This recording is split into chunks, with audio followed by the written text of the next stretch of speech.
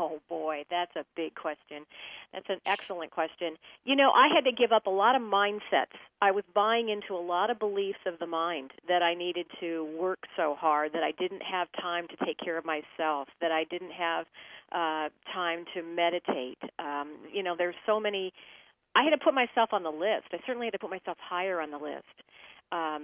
You know, now my life is so different. I eat really health, fresh, organic food. I meditate every day. I exercise every day. I'm really paying attention to that, the body, mind, and spirit in me, and paying attention really to the thoughts that I'm feeding myself, because sometimes those are more toxic than the foods that you're exposed to. Amen. That's so true. No. That I is mean, so true. it's one thing I learned years ago when I was pursuing my psychology degree is trauma is not necessarily a single incident. In fact, the more damaging traumas are the less energetic, repetitive ones. Exactly. Such as that endless criticism from a perfectionistic parent. I know that one. Yeah. As a recovering type A, I can relate. I think we all. I think we're 3 recovering type A's here. We definitely are. Sometimes I think it's a triple double A, or it's. I so understand. Yeah. And so we sometimes are our own abusers with our negative self-talk, and because it's kind of under the radar, we don't realize the extent to which we're doing that. Yeah, that's so true. And that's what the Aborigines talk about. They call it? They came up with the term "your operating system." This is what's operating in the background. I'm a recovering Catholic, and I have guilt up the kazoo. I don't even know, it's so infiltrated, and so I hear you, sister. I had to become aware of when it was operating quietly in the background and bring that mindfulness to it, and recognizing that guilt is one of the most toxic, unhealthy emotions for your body to deal with. It's really hard on it. So once you become aware of that, you shift it. Well, and you have a religion where I'm also a recovering Catholic. I mean, I did the Catholic girls' school. I even went to Catholic University of America. And you know, the one thing that I find extraordinary is that with Catholics, you're guilty for being born. I mean, you're flawed from the moment you take birth with original sin. So it's a huge one. Very interesting. Yeah, no, it's very much a part of my. I don't even know it's there. So that's where the Aborigines say you've got to become aware of these core beliefs that are creating this problem. And like you said, Shri, that perfectionistic, overdriven parent that you don't realize that's been passed down to you, that creates these problems. So it's the belief systems that you have to pay attention to and uproot them and put in more love-based, compassionate, kind belief systems in its place. Well, that sounds a lot easier than in actual practice. When I think about the Aboriginals, how do they assist someone to restructure their belief patterning in a week? Well, and they're really very awakened, enlightened, I think very advanced in so many ways. You have to remember that he had 2 different healers that would talk to him all day long and help communicate what was going on and gave him an awareness. And then you also had the tribe that was also kind of working on him energetically. He may not have known it, but that was also going on. But, I love how you've already touched on this without even asking. There's 5 steps to the healing. And in those 5 steps, the Aborigines use them for everything, not just for healing. And the book goes into that. But the first one was willing, which you touched on. You've got to be willing. It's like, how bad does it have to get before you're willing to make some changes or feel or whatever? And the second step is awareness, and that's what you just touched on. You have to become aware of what's going on that's creating this problem, what thought patterns. And, I will challenge you on that, Shri, about it's hard. It's as hard as you think it's going to be, and that's where, who's telling you that but the mind? So that's very true. You start challenging that. And so the sense I get from Gary's journey as an example for all of us is that he went in there extremely motivated. And he obviously had the willingness because he showed up, and I would suspect the awareness was already kind of bubbling. And he walked out with a new programming that it was just up to him then to continue to maintain it, to put energy into the new beliefs and the new directions rather than be a victim of the robotic beliefs. Exactly. He actually was incredibly skeptical. He really didn't think he'd come out. He really didn't think he'd come. And, he brought a voice-activated tape recorder with him so that he'd have evidence for his children so they'd know what happened to him. And it ended up being that we used that exact dialogue from the recorder for the book. So it's beautiful stuff coming straight from the healers. But he had to become aware that he had a very abusive childhood. He had an alcoholic father who beat him on a regular basis, and so he had learned how to numb himself really good to emotions, where he just didn't even feel them. Until he literally numbed himself physically. So Right. He had to realize, become aware, that awareness, that's step 2, that this was actually a gift. His father, even though it was a really challenging thing as a human, was a beautiful gift because it taught him many things, and he started to realize that, he became very independent because of his father. He learned to, it really changed his life, and he needed to see it as a gift, as a blessing, which they always are. There's another piece right there, and that recognition, moving from victimhood to gratitude.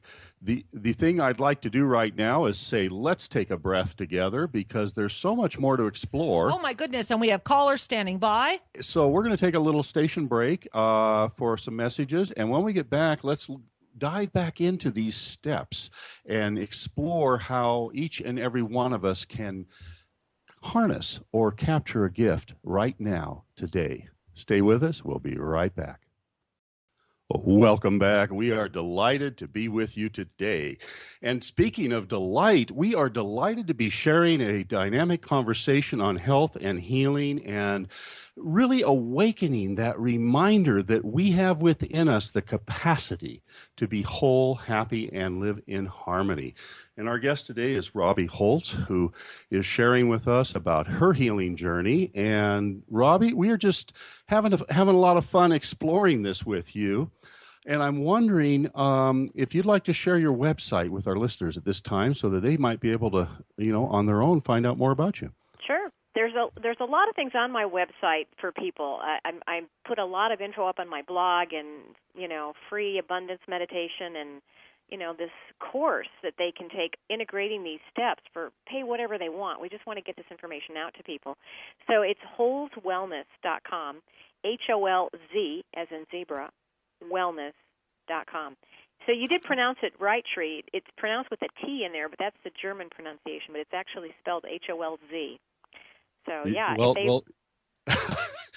I'm smiling because I had a German mother. I was going to say, Sri actually lived in Germany for a while, so that doesn't surprise me. So I'll tell you my experience with repetitive trauma. I don't think we should go there. We don't have a long enough show.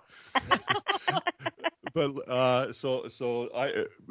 I'm sorry, I got giggly here. Repeat the website one more time so everybody gets it. It's holzwellness.com, HOLZ as in zebra, WELLNESS. There's a lot of stuff up there for them. Beautiful. All right. Well, Sri, I'm staring here at some emails from some listeners. We have somebody standing by who's been so patient online too. So let's welcome our caller to the conversation, Jerry from Olympia, Washington. Namaste, Jerry. Welcome to Sri and Kira. Hello. Hi, sweetheart. Welcome. Hi, Jerry. And congratulations on all the health accomplishments. Thank you. I've been working on my health for many, many years now. I think it's over 15 now. I was diagnosed with leukemia and wasn't supposed to walk out of the hospital, but I'm still plodding along. It's not completely healed, and I still have things to get through, but it gets better all the time, other than the physical. The physical, the challenge. Yeah.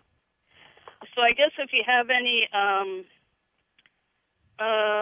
advice at all of where to go when you've been doing this as long as I have, I'd appreciate it.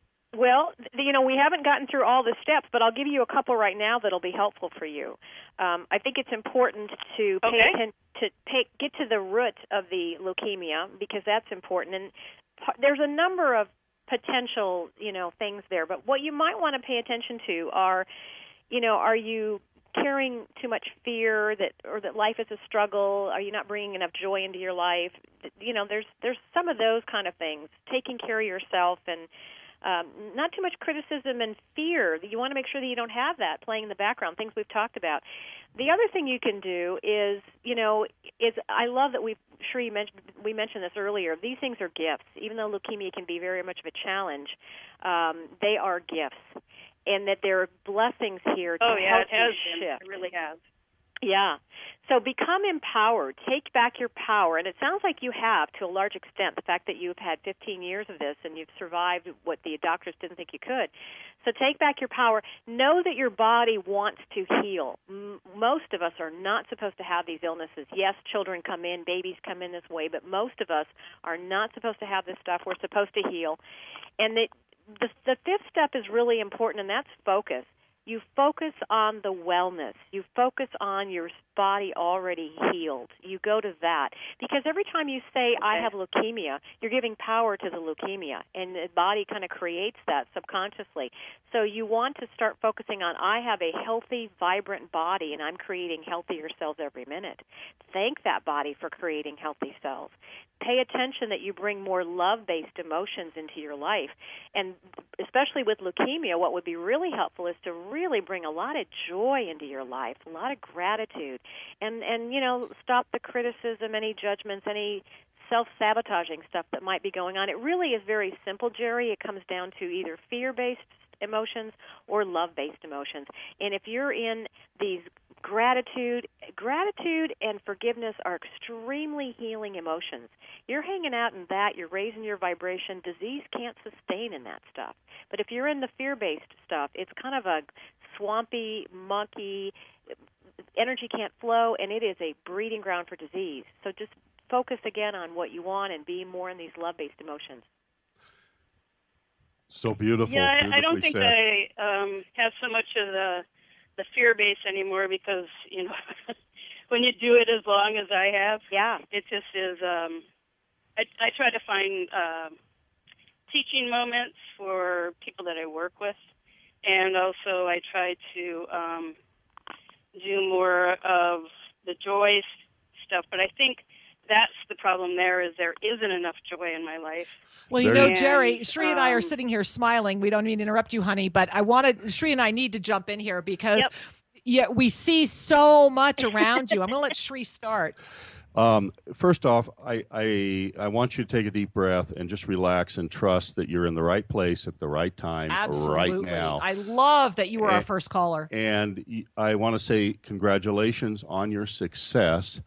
And truly, I mean that you are living a successful life, and your life is a gift.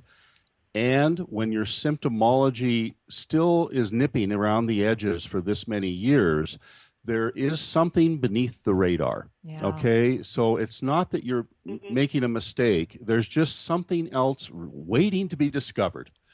And that can be flushed out by doing some additional forgiveness work.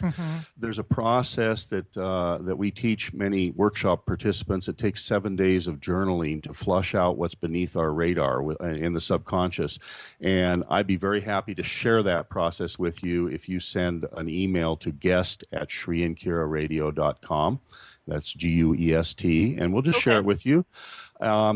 And joy is the antidote, because your blood is carrying, the symbology of the blood is it's carrying the message of joy to every tissue in the body. Woo! Because your heart's song is the organ symbolically of why you took birth. You took birth in a human body. It has a heart. It's pumping blood, and the blood is the carrier of your joy. And that message has got to get to every tissue to have vitality. And you see how, because of the leukemia, it's so tied together. And so, my angel, I just want to share one more thing with you today. And that is, if you bring your hands to your heart, and if it's safe to close your eyes, there are all these incredible beings dancing around you. And they say that your joy is found in the motion of song. And they're talking about toning. They're talking about dancing. They're talking about even just closing your eyes and seeing yourself dancing and toning. And that the more that you can call harmony into you, the easier it will be for this blood flow of joy to be restored, and the easier it will be for you to carry this. And it's so funny. They're saying when you feel less than, sing a song. When you feel concerned, hum a tune. When you feel concerned, jump into the water and giggle. And that these energies will assist you to keep moving forward. And they also say that for you right now, there's a resonant energy in the power of 4. And I think it's kind of fascinating that with you right here and the 3 of us, that's already your first 4. They're talking about the next 4 weeks and the next 4 months are a rare opportunity for you to be supported in a way you have not been supported before, to really lift through that. And so again, you're already creating your own miracles. You were the first caller today that got on the show. I'm not even sure we'll be able to take another caller today. So you're already creating your own miracles, and we are really grateful that you called, Angel. Many blessings.